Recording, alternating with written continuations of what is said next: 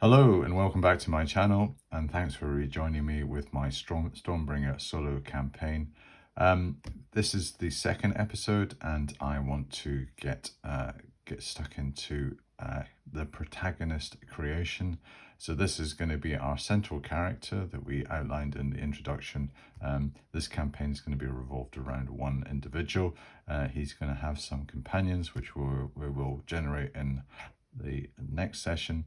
However, this one is focused primarily on the main event, the character that we want to use to drive the story forward, and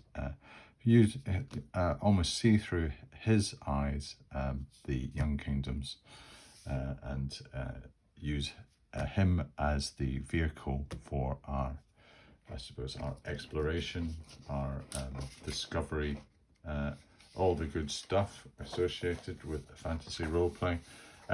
We're going to use our old friend. I say old friend.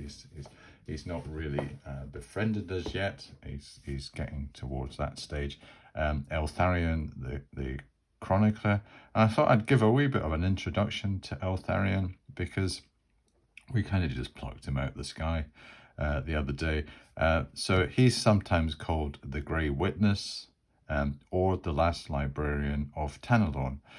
And Tanalorn is this mystical place which is supposed to represent the balance. It's supposed to be a city that exists in every plane of existence, in different forms. It does actually appear on the map in the Young Kingdoms, and I believe Elric has visited it. And in some planes, it's hidden. It's a place of refuge for people. It has lots of different uses. It seems to be in the world of the Young Kingdom. It's actually quite, it's there in the Sighing Desert up here. And I'm trying to recall the actual story that it was that Elric visited it, but it did involve, I think it was actually under attack. And in fact, it seems like the forces of chaos are usually trying to destroy it in any plane of existence. So, Eltharion is said to have walked the timeless halls of Tanalorn, where fragments of every story, every fate, and every champion are preserved. He is neither mortal nor a god, but an eternal observer bound to the balance. His role is not to intervene, but to remember, record, and remind. Some say he is a dream-given voice. Others claim he is a forgotten aspect of Donblas, the justice maker. And Donblas, on this plane of existence, is one of the gods of law. So it must have been some historical aspect of him, and then maybe just rubbed off as an emanation. So Eltharion, the chronicler, and he is going to give us a bit of an introduction about what he says about heroes in this world. And I've got to get a wee bit into character. I think I did look at the footage from yesterday's episode, and I did go a bit Churchillian at stages. So I think I really just need to go, in the age of the Young Kingdoms, the weave of fate is fragile, and few mortals can ever claim to stand apart from the eternal struggle between law and chaos. Yet from time to time, destiny shapes a figure, flawed, uncertain, perhaps doomed, who will tread the perilous road between glory and annihilation. This day we begin the forging of such a figure. Not a legend yet, but a wanderer, a mercenary, perhaps an exile who carries upon his shoulders a fate not yet written. We will shape him piece by piece, his appearance, his temperament, the scars of his past, and the symbols that define his soul. This is no idle pastime, for in Stormbringer, every character bears the weight of choice, chance, and consequence. We will not make a hero in shining armor, but a mortal caught in the balance of power beyond comprehension. So let us begin with the rolling of dice, the naming of flesh, the shadows of demeanor, and the mark of destiny. A persona will emerge, and his journey will carry us into the storm. Right, well, thank you, Eltharion. That really gets us quite motivated for the next process. I am hoping that this will be an entertaining and quite an immersive character generation process, and not just hard number crunching and whatever. I am going to say up front that if I get into areas where I say I have to come up with a whole list of skills or whatever, or things that would be quite tedious and I could quite easily just take offline, I am going to do that, and I'm going to say, look, I am just going to give you the headline stuff, so that basically it's all the effective action of the creation of the protagonist, and I'm not going to get sucked into just writing out a whole list of skills.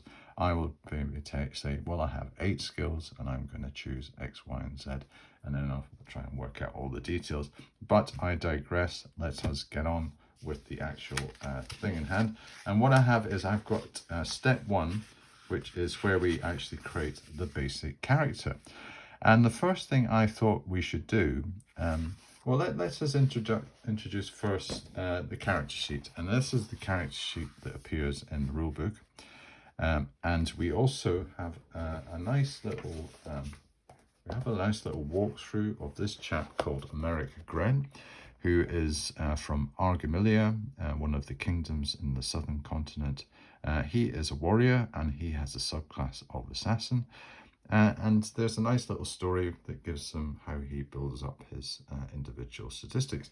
And I'm basically going to try to follow much the same kind of format. But I have a whole host of other things. Unsurprisingly, Brian's channel, I have a whole, what I call layering of the narrative. I have these little aspects that I can put on top. So I have another sheet behind here, which is all my additional things that I can have space. So I will have a combination of statistics, some commentary, but also some details of just things like archetype, personality, some of the things I touched on in the introduction that would be specific to this role-playing experience. So what do we have as our first thing in the creation of the protagonist? We have to determine the protagonist's sex and name. And I did state that I wanted to have a male for my first one, so I will put male here. And on name, I have come up with a little list for my... And I'm going to do this randomly based on my list. So I have a male protagonist names, and I have an option of rolling for name and surname independently, and I'm just going to do that. So I have my D10 here, so I'm going to get my shaker, and I am going to go for the first name, and it is 4, and that's Altharion. So it's very similar to our narrator, Eltharion. So Altharion.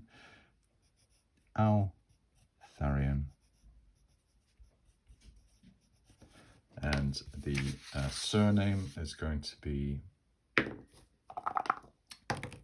6, and that is Solvin. So Altharion Solvin is our...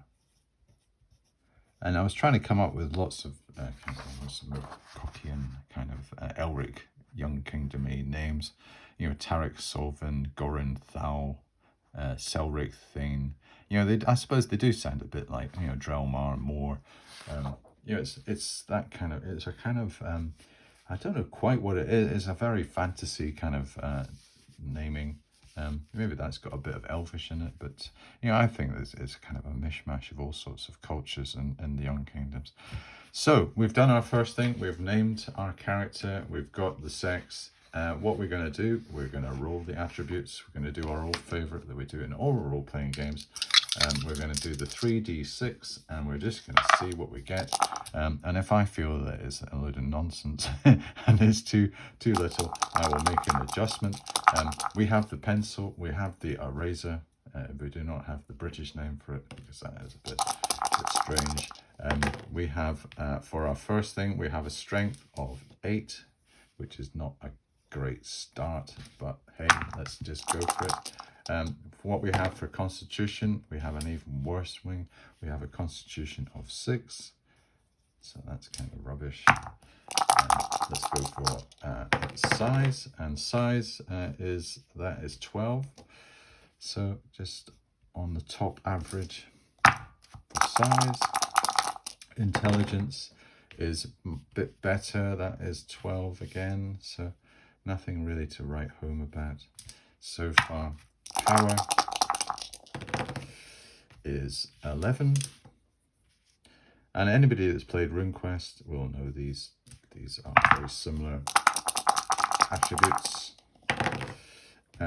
Dexterity is 12, and charisma, quite an important attribute in the Young Kingdoms, 12. So there's a lot of 12s going on here. We might get what happens with when it comes to your nationality. And nationality in the Young Kingdoms is very much, because it's a human-centric world, there's not things like elves and dwarves and whatever. Nationalities give us our distinctive differences between human beings. And you know, a Pangtangi is quite different from, say, someone from Lormere or whatever. So, you know, that's maybe where we get our differentiation. And there is scope there to increase or decrease our attributes based on that. So the next thing we're going to do is determine hit points. And hit points, I think from memory, are... we just go to the sheet in rules. Hit points are, yes, it's your Constitution, and adding 1 point for every point of size over 12. Okay, so what do we have? So our hit points is pretty bad just now. We've got a Constitution of 6 and a size of 12. So our hit points are going to be 6 currently. They might change. Okay, what else are we going to do? We roll for nationality, and according to my worksheet, just go up. My worksheet, I say the Young Kingdom regions, roll 3 times and take favourite. So this is probably where I have the most scope to change, because this really sets in play quite a number of things. And if I get something, say a beggar from Nansakor or something like that, we don't really want to be starting with it. Also, maybe in it, we don't really want to be starting with a Melnibonian. I think maybe that's just a step too far. I would rather go for something a bit more mainstream. So let's go to the character nationality, and this is where we use a D100 to do that. So we're going to roll this 3 times. So I'll get my little post-it notes out for this. We're going to roll this 3 times and take what we think is our favourite. So our first one is a 21. So we have 21.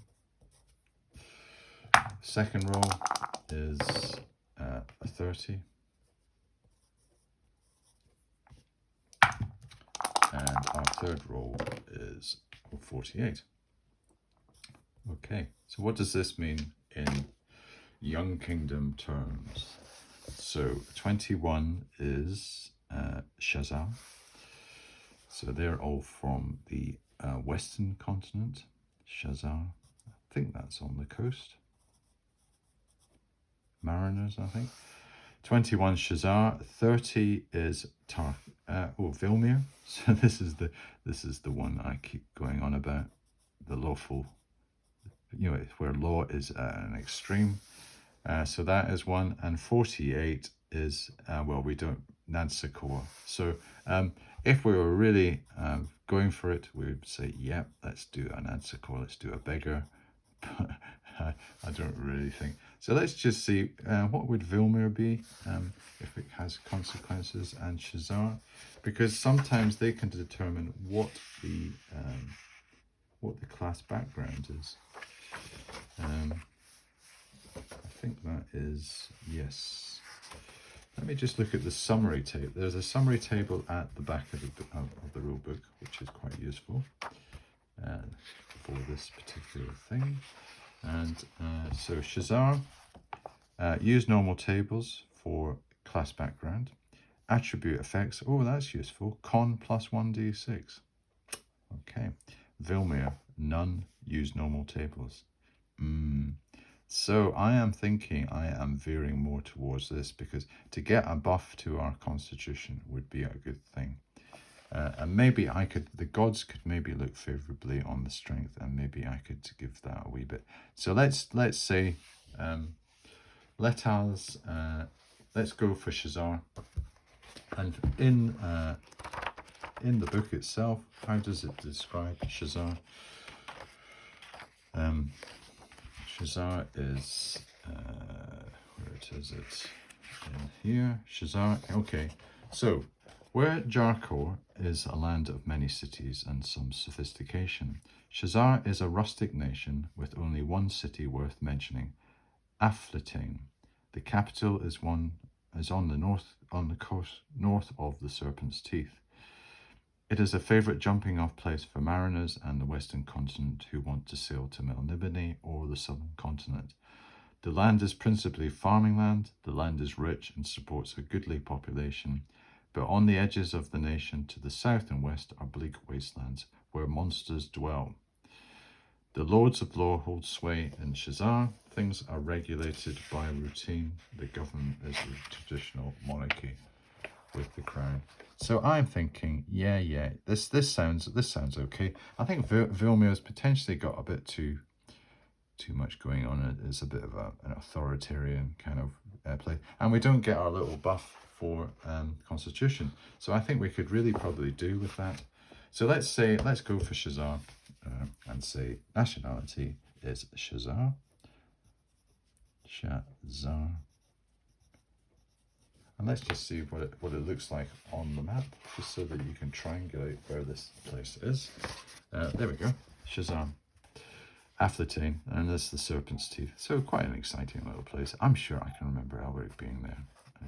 As I said, it was a jumping off point for that continent.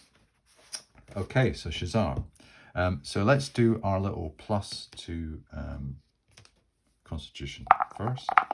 So we're hoping for a nice high number here. So we get 5, that's good. So that's up to 11. It makes it a bit more respectable. Okay. And so our hit points change to 11.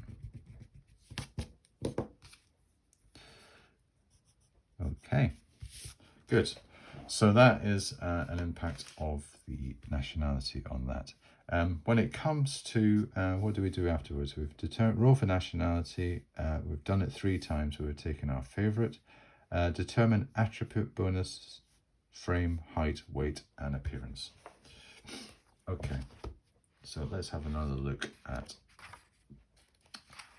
the actual insert for this. And Shazar, the people of Shazar are a hardy breed, but otherwise thoroughly normal. They have all hair colours, classes, and body types. So we can roll 1d6, 1 to 2 light, 3 to 4 medium, 5 to 6 heavy. Roll 1d6 and add it to con.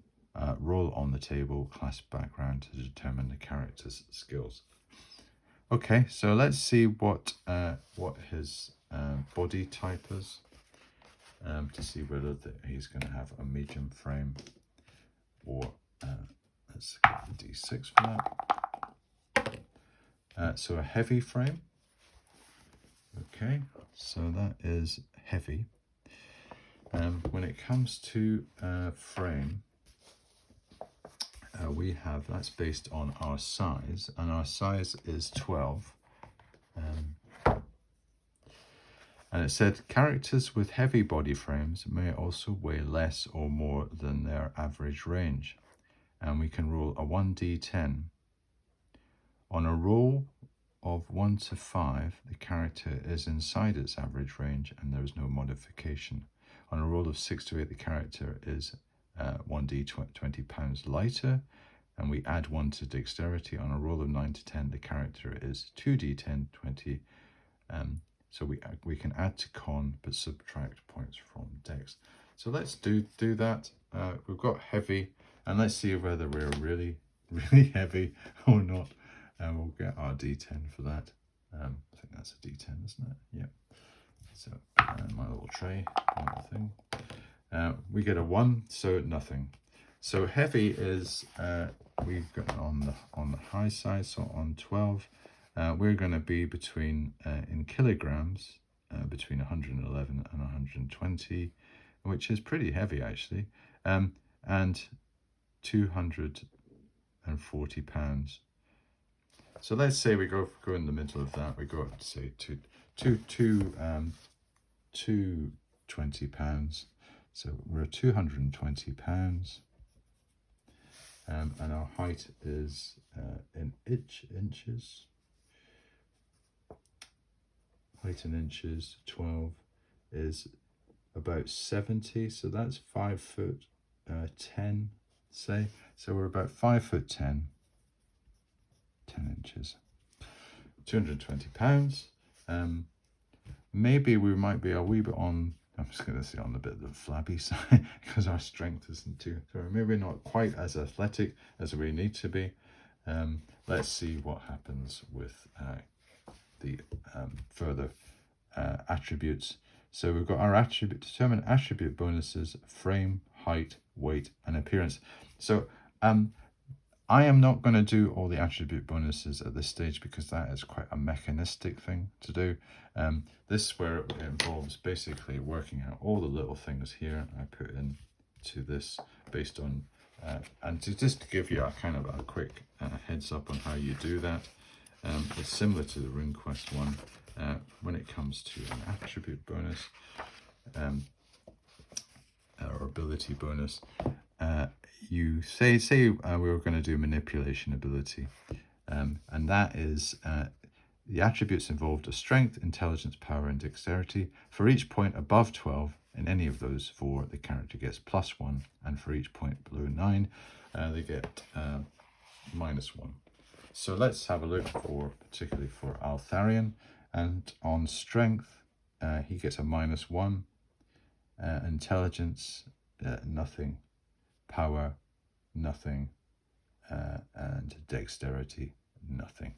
So he actually gets a -1 on manipulation. So if I find it, so I put -1 in there. So I would replicate that across all the other ones. But I'll do that offline so that we do not get, and that's one instance where it's not worth me doing that. So we've gone with height, weight. We haven't got any specific appearance things, so I might just hold off on appearance, hair color and whatever until the end. We've got a frame of a heavy frame. I can put heavy frame, but we haven't had accrued any bonuses because of that. We might have got a bit of an increase to our constitution. What do we do next? Roll for class background and enter skills and class details on the character sheet. The starting age will be 25. So most players in the Young Kingdom start at 25. You can go for a different age. You can go for a bit younger and it reduces your skills. Or you can go for a bit older, and I think after 40 you start to deteriorate physically, not mentally. The mental side is good because you get more experience. You get better at some of your skills if you're a bit older, but I'm just going to say it's 25. And for player, I'll put Brian. Brian is the player in this one. That's me. So I'm going to be playing this one. Let's find out what Altharion's class is. And Shazar was just the normal table. So we go to the class background table, which is here. And this is quite an important role because this determines really what kind of class is equivalent to like profession, which is, I suppose, is a kind of proxy for a character class in D&D. It does determine basically your skill set at the start. So let's find out what our characters are if we get our D10 out as well. Yep, here we go. So let's find out what class background is of Altharion. And Altharion is a 44. So 44 is, oh, he's a sailor. Ah, right. So 1d10, if you roll a 9, the character is a mate. And if you roll a 10, the character is a captain. Okay, so is he going to be a captain? Is he going to be my captain? My captain. Let's find out. No, we just missed out. He was almost there with, he might be high up, like a midshipman or something like that. So he is a sailor.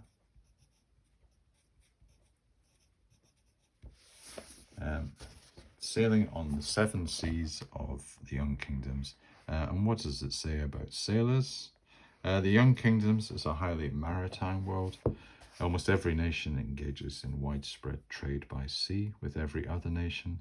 There are a great many sailors around. The sailor skills and benefits are proficiency with their weapon of choice at 40% plus attack and parry ability bonuses. So I will determine that offline. But there are quite a range of weapons in the Young Kingdoms. I have got here we go here. There is quite a lot to choose from. I can do that. You know, a full carrion pike. I don't think we're going to go for that. The Lormirian axe. So there's quite a lot of specific things that are quite nice. You know, quite nice little touches. And it actually has nice little descriptions like a Melnibonean bone bow, a long composite bow. The secret of its manufacture was known only to the slave bowers of Melnibone.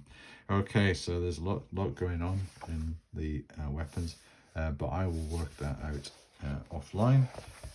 Swim at 50% plus agility bonus, so it's probably going to be around about 50. Tie knot at 70% plus manipulation, that's going to be 69, I know that. Climb at 40% plus ability. Climb rigging, so that's a specific subset. Balance.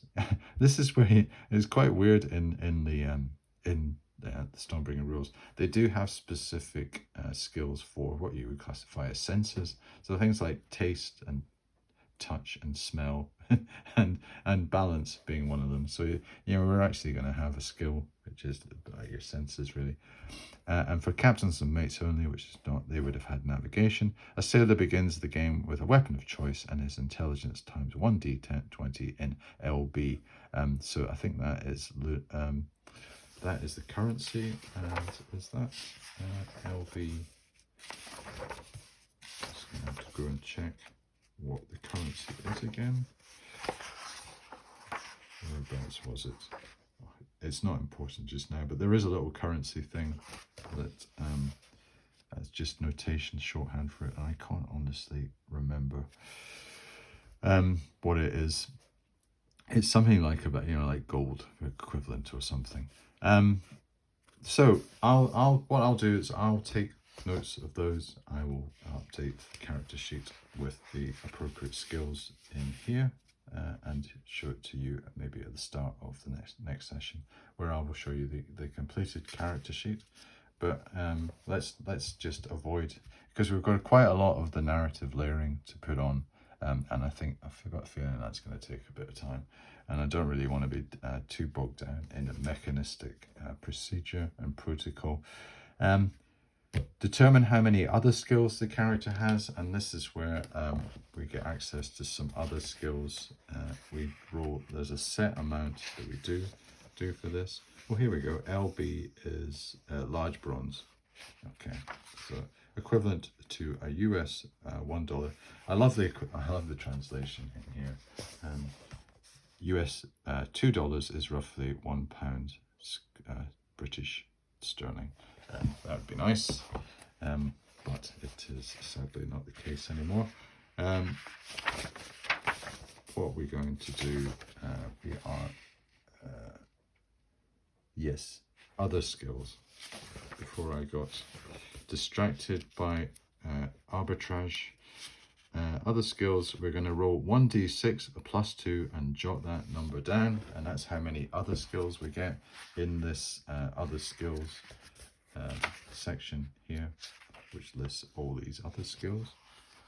It's got this fantastic picture of Elric looking at probably the ruins of Imria. The Prince of Ruins, he's called in that one. We're going to have 1d6 plus 2 other skills. So let's do that. And hopefully our character will get a slight bit of a break, because he's not really outstanding just now. He doesn't. He has got 3 other skills. 3 other skills. So I will select them as and when, and show you what my conclusions are when we come back. Okay, what else have we got? Calculate individual ability bonuses. We have done that. Well, I've alluded to that. I think attribute bonuses. What was that again? I can't quite recall the reference to attribute bonuses, but ability, I think I must have got them confused with ability bonuses.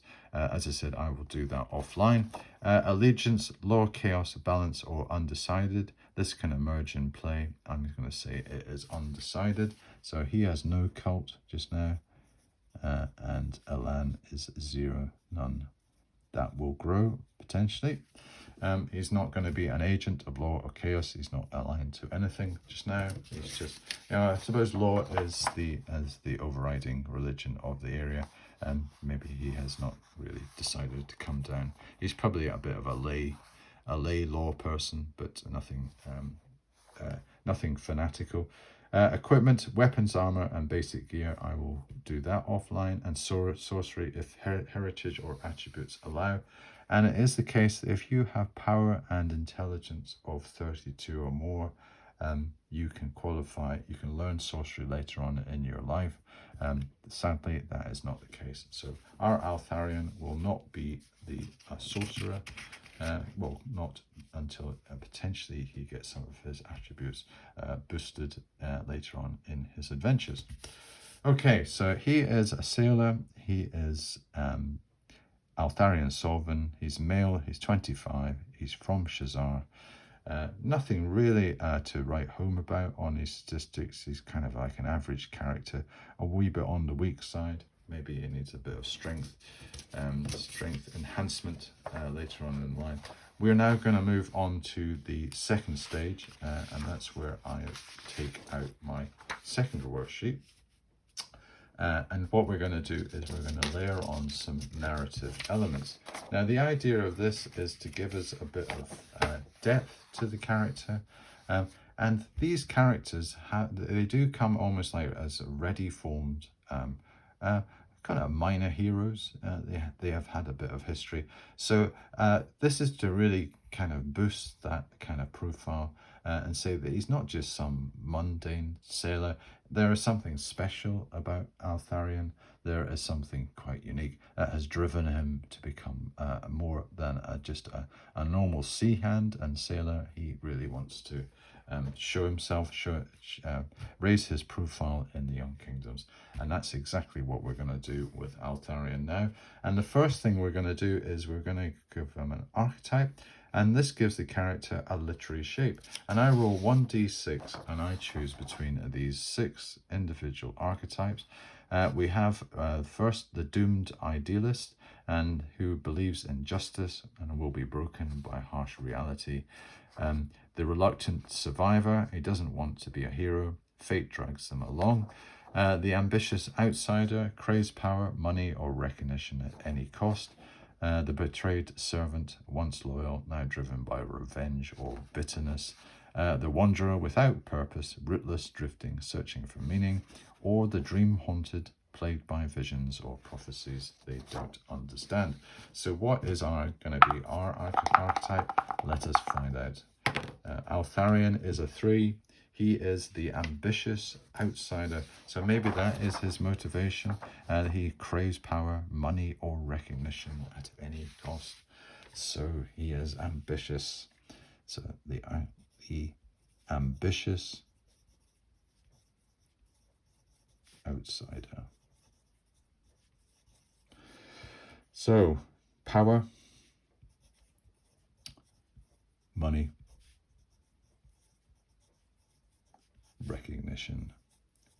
And we could at this stage ask what is the most important. It's probably after all of them, but what really makes him tick. So let's just do it on a one a D3 and see what is his primary motivation. Is yeah, money. So money is, he's after cash. He thinks if he has a nice nest egg, come the end of the world, he's gonna be okay. Obviously, the characters don't realize that the Young Kingdoms are coming to the end. So he is basically he's motivated by greed. He wants to amass coinage. So that is going to be quite an interesting archetype to portray. Or maybe that is he is quite avaricious, and that drives his overall attitude.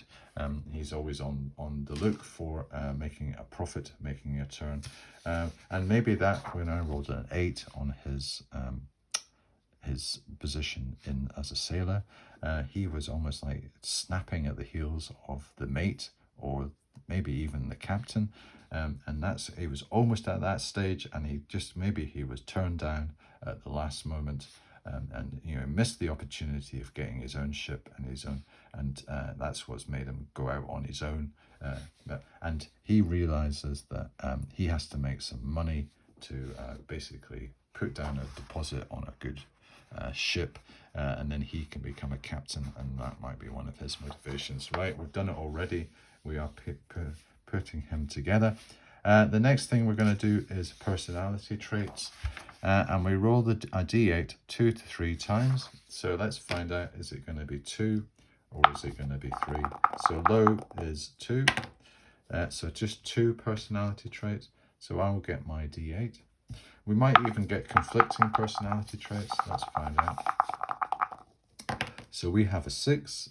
We have greedy. It's all starting to come together. Do we really like this character so far? Oh, come on, I suppose we have to. He's probably got a bit of a soft spot. Greedy is 1. And what else have we got? 1, proud. Proud and greedy. So they can go together, pride and greed. Some vices going on. So he's not really a very appealing character just now. Let's move on to the next thing, which is motivation and cause. Why does the character take this course of action? So he's hit out on his own.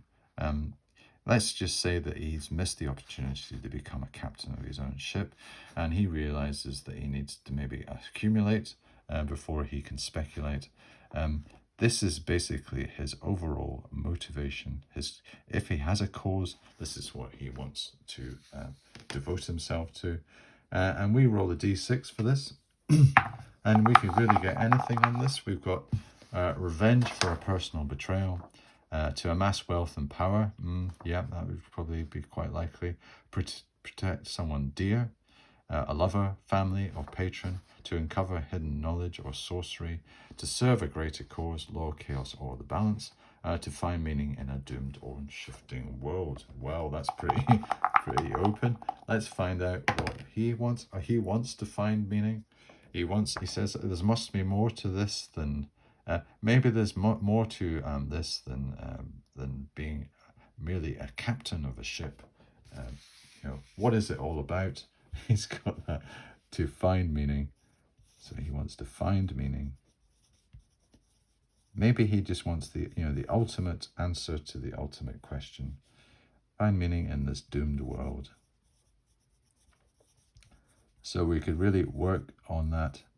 It's probably his attitude is that he's very inquisitive. He doesn't feel quite like things are right.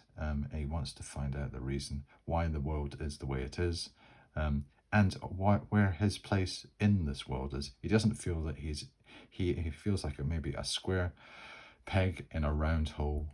He just doesn't. He is not right. So that's going to drive his motivation. And even though he's got some not very impressive stats and whatever, we can fashion quite an individual out of this. He is going to have some companions, and they maybe going to do some of his heavy lifting. If we have this, he will have something that is charismatic, that kind of binds that group together. So we're gonna try to emphasize that when we're role-playing this individual. He's not a writer. Right, so we have to come to that every Murkochian hero is doomed by something within or without. This is where we have the shadow, the tragic element, and this can be forbidden love, socially or ideologically doomed. Maybe that was someone that is of noble status falling in love with a peasant, or vice versa, or ideologically law and chaos being an obvious clash. Addiction to sorcery, drugs, or a demon pact. Oh dear. Fatal flaw, arrogance, cowardice, or indecision. A cursed object, ancestral blade, a talisman, a demon item. 5, betrayal waiting in the wings, an ally will turn. Or 6, a doomed destiny, a prophecy of death, fall, or corruption. So, what's it going to be? And this is going to shape his overall, just the darkness that hangs over him. He has 1, forbidden love, socially or ideologically. Oh, right. So that is sad. He's got forbidden love. So he has fallen in love with someone. And is it going to be socially or ideologically? Is it going to be some wild, chaotic sorceress that he loves? We'll do 1 to 3. It is social, and 4 to 6 it is. So it is social. I will come up with a little story for that. That's quite an intriguing little conceit that we can explore. So that's rather sad. He's fallen in love with someone, but no, the barriers of society have closed this relationship off for the time being. Maybe he wants to find his money, power. Maybe that is a means to getting past this barrier. I have got the feeling that she is from a higher social status. He needs to accumulate before he can break through that glass ceiling. Okay, what else have we got? We're on to symbolic element. And we're going to give the character a symbolic motif. This is an object, omen, or recurring dream that foreshadows their fate. So this is, again, it's very Murkochian. We've got this kind of, maybe they wake up in a sweat every night and it's always the same recurring dream, or they carry some sort of totem or object, or there is an omen that's hanging over them and they've got a bit of reputation. The black-winged raven could be his moniker. He's got that for some reason. So we've got a D10 for this, and it can be any of these. And I'll do the first, and then I'll just give you a bit of an idea, a bit of a taste for some of the other things that we could have had. So we've got a 3, which is spiral pattern, linked to chaos or destiny circling inward. So you could have a dream of a spiral pattern. And then, that's your destiny circling inward. That would probably maybe tie in with his motivation, find meaning in a doomed world. Maybe he just feels that he's swirling around and round and round. Maybe chaos is his way. Maybe that he's going to choose his direction. So we've got a spiral pattern. He could have a spiral pattern in his livery or his clothing.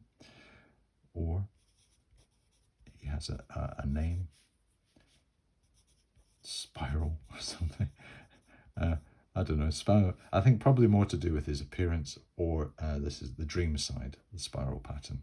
And I'm probably more to do with it. He has this recurring dream of a spiral pattern. Maybe he needs to find out, seek out a soothsayer and say, what does this mean? Is this a link to chaos? My destiny circling inward. Tell me, pray tell me. I need to know. Okay, so we've done archetype, personality, motivation, shadow, symbolic element, appearance options. And with appearance options, to give the character a distinctive visual identity or presence, we roll 1d10.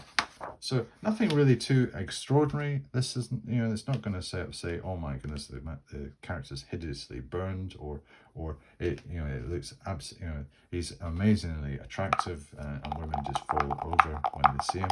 It's not going to be anything like that. It's going to be something a bit more toned down, but still of reasonable significance. You would remember this person if you saw them. That's the idea. So we roll a 7, and on a 7 we get jewelry or trinkets. Amulet, ring, charm, or token with personal or mystical meaning. So maybe he is well covered in jewelry and he likes to wear it, or maybe he has a distinctive, say, an amulet or a distinctive ring or a charm. I am not going to speculate at this stage. I will come up with a reason for that. So jewelry. So nothing really too profound on his overall physical appearance, but basically what he carries. And there's maybe a kind of piratey kind of look, you know, sort of a sailor, you know, with lots of maybe rings in his ear and that type of stuff. Yeah. So, and there might also be a mystical element, which is nice to bring out. So that is his appearance. He's maybe covered in bling, as we would call it. He could have had things like a scarred face, single long scar, or multiple small scars hinting at past battles. Piercing eyes, yeah, that's a good one. Striking colour or intensity draws attention, may intimidate. Wild hair, unkempt, tangled, dyed, or streaked, conveys untamed nature. Distinguished beard or mustache, groomed or eccentric, hints at age, status, or vanity. Exotic clothing and armour, or a tattoo, a brand. The jewellery, pale or weathered skin, distinctive voice, accent, or prominent nose or jawline. So he's got none of those. He just likes to wear some fancy jewellery. Right, so we've done all the kind of appearance things, all the kind of character things. The final thing that I'm going to do before we finish up is I am going to look at an aspect which might be of use to start the characters off. And you can either roll these randomly. These are called connections. We have an ally, someone who offers loyalty, aid, or kindness, and an enemy, someone named or not, who will inevitably cross their path. These can be rolled randomly or chosen to tie into the starting location. Now, I don't know what the starting location is because I said maybe foolishly that I was just going to roll randomly, which would be basically on that character nationality table, and just say, you know, this, we could end up anywhere really. Maybe I do the best of 3. I think I said the best of 3, I think. Did I? Or was that just on where the character comes from? I think I should do the best of 3 on it. Where is it? Where's my little tape? Here we go. Yeah. So very small chances in Melnibone. I don't think we would start there. Pangtang. It would have to be like an enclave, a foreign enclave in one of the towns, because you wouldn't really want to be subjected to Pangtang in its kind of raw state. You think you'd have to be in some foreign quarter. But let's get back to the connections. So we can do an ally, and I'm just going to say we're going to roll a d6. So for our ally, we've got a little place here for this. Let's roll a d6 for our character and find out what ally we have. So 1, seasoned mercenary, a scarred pragmatic fighter, loyal for coin or respect. So that's a good thing to have as an ally. So we've got the seasoned mercenary. And what I will do is I can weave that character in. It's probably not going to be one of our companions because this is someone else that the character has maybe known in the past. And maybe we'll pop up and give them assistance, someone that they can rely on. They can maybe have a boat hole that they can go to. You know, sometimes it could be things like a tavern owner or something, and they have a safe haven. But in this case, it's a seasoned mercenary. Maybe he served on one of the ships. You know, potentially he was part of the naval forces of Shazar, and this seasoned mercenary was effectively like a marine on the ship, and they struck up a friendship, and he has ever since been an ally of Altharion. And now we have to come to the enemy, and again we roll a d6 for that. And we're going to get, let's find out what we get enemy-wise. So we have a 6. So it's not going to be an ambitious noble rival. It's not going to be a fanatical cultist. It's not going to be a mercenary captain or a pirate raider, a sorcerer of ill repute. It's going to be a betrayer once trusted, former ally turned foe with personal vendetta. Oh dear, betrayer once trusted. Terrible. So it's all getting very, very Michael Moorcock here. That's the idea, that if we keep on layering this stuff on, we've got quite a rich character. You might have said, well, look, just on the face of it, if you started with a character like this, you go, well, what's really to write home about? But if you start layering on all this type of stuff on top, we can make this into quite an interesting, intriguing individual. He's got a bit of a greed motivation. He's motivated by money, but maybe that is for a forbidden love. Also, he really is searching for his meaning in this world. That makes him quite interesting. He's having these recurring dreams about a spiral pattern. Is he going to veer off, cascade off into the side of chaos, or is he going to be pulled back to his national religion of law? What is happening with these jewelry and trinkets? Is he just wearing them because he likes a bit of jewelry, or is there some sort of mystical reason? The seasoned mercenary in his past, and my goodness, he's now got a betrayer once trusted. What is that all about? If we throw all this into our cooking pot of storytelling, what will emerge? What will bubble out of our little cauldron?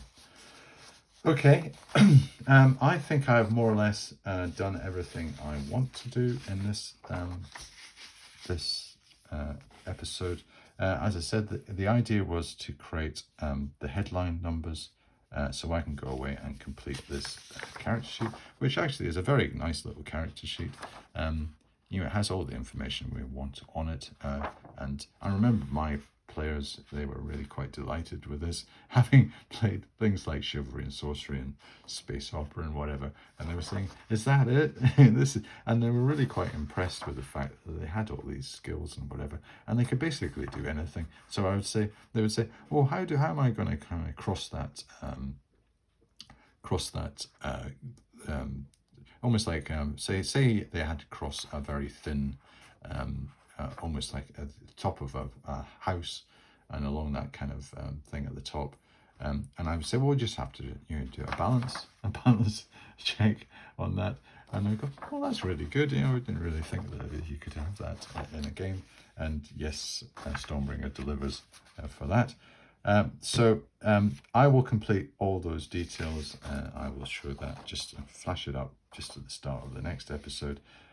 Also, maybe work away on this and develop a bit more of a kind of honed and fashioned backstory, and see how these things layer on. But at least we have at the back of our mind quite a rich and developed character already. We can see the overall shape of them.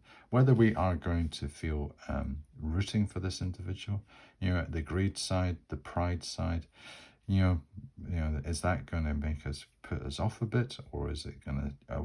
Are we going to excuse it for maybe some of his higher motivations to do with love and finding his meaning? That is the question. Okay, good. Right, I think we have done enough for this. What we're going to do is we're going to ask Eltharion the Chronicler. He is going to sum up the character creation process and what characters are all about for us, and take us out of this and into the next episode. And he's going to say, and so a figure takes shape upon the canvas of the young kingdoms, no longer faceless, no longer nameless, but immortal of flesh and spirit, bearing scars, desires, and the shadows of fate. He is not yet a hero nor villain, but a soul adrift between law and chaos, his steps uncertain, his path unwritten. The world is vast, cruel, and wondrous, and in its weave his choices will leave marks that cannot be undone. We have forged the beginnings of his tale, but this is only the first breath of the storm. The road ahead will demand courage, guile, and perhaps sacrifices too great for any mortal to bear. In the sessions to come, we shall see where destiny places him, what companions he will trust, what enemies he will awaken, and whether the storm will lift him to fleeting triumph or drag him to oblivion. For now, we leave him on the threshold of fate. His journey is about to begin. So, thank you, Eltharion. That was a very succinct and opportune conclusion to this episode. We thank you very much. I thank you very much for watching me indulge myself and create my little avatar in the Young Kingdoms. I am hoping that we have an interesting adventure with Eltharion. I'm hoping that he provides us with a good and fully formed and rich experience. Eltharion Solvin, our Shazarian sailor. Let us, even though he doesn't seem to be an outstanding individual, we will treat him as if he is a potential hero. He will grow, he will improve, he will attract some individuals round about him. As a group, they will become a potent force in the Young Kingdoms. That is our aim. And talking about his companions, that is exactly what we are going to do in the next episode. So thank you very much for watching this one. I look forward to seeing you in my next episode.